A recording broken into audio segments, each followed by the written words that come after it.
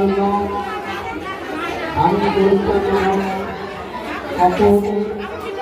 আপনাদেরকে জানাচ্ছি আন্তরিক শুভেচ্ছা ও অভিনন্দন।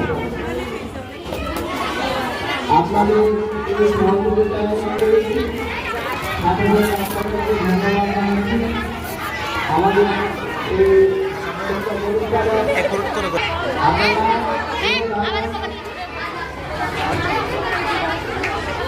শুধু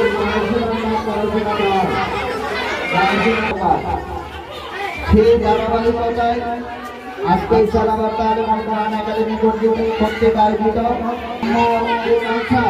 আমি সেই কালচারটুকু আমরা এখন দিন দিন ভুলে যাচ্ছি, তারা হারিয়ে যাচ্ছে। তাদের